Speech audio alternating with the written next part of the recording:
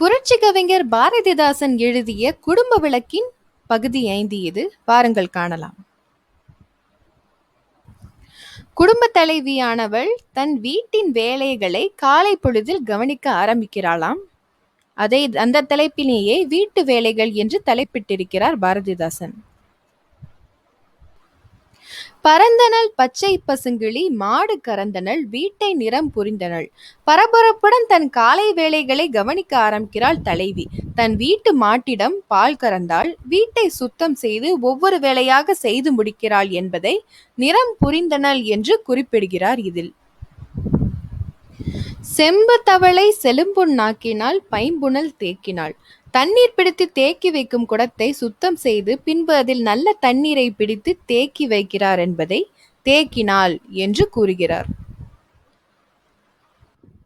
பற்ற வைத்த அடுப்பினில் விளைத்த அப்பம் அடுக்கி குடிக்க இனிய கொத்துமல்லி நீர். தன் கணவன் பிள்ளைகள் உண்டு இளைப்பாறுவதற்காக தான் சுட்டு அடுக்கிய அப்பம் கொத்தமல்லி தலையிட்டு கொதிக்க வைத்த இனிய குடி தண்ணீரையும் இவ்வாறு கூறுகிறார் இதில். இறக்கி பாலோடு சர்க்கரையிட்டு நிறைக்க அன்பு நிறைய பிசைந்த முத்தான வாயால் முழுநிலா முகத்தால் அத்தான் என்றனள் அழகியோன் வந்தான்.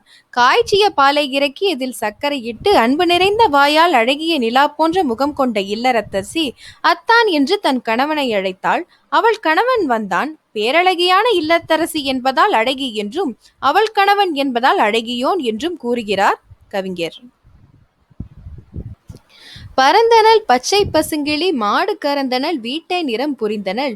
செம்பு தவளை செலும்பொன் நாக்கினாள் பைம்பொன் தேகினாள். பற்ற வைத்த அடுப்பினில் விளைத்த அப்பம் அடுக்கி குடிக்க இனிய கொத்துமல்லி நீர் இறக்கி பாலோடு சர்க்கரையிட்டு நிறக்க அன்பு நிறைய பிசைந்த முத்தான வாயால் முழுநிலா முகத்தாள் அத்தான் என்றனள் அழகியோன் வந்தான்.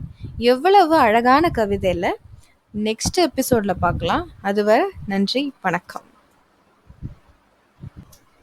இந்த சேனலை சப்ஸ்கிரைப் பண்ணுங்க. பக்கத்தில் இருக்கிற பெல் ஐக்கனை மறக்காம கிளிக் பண்ணுங்க. அப்போதான் உங்களுக்கு தொடர்ந்து நோட்டிஃபிகேஷன்ஸ் வந்து சேரும்.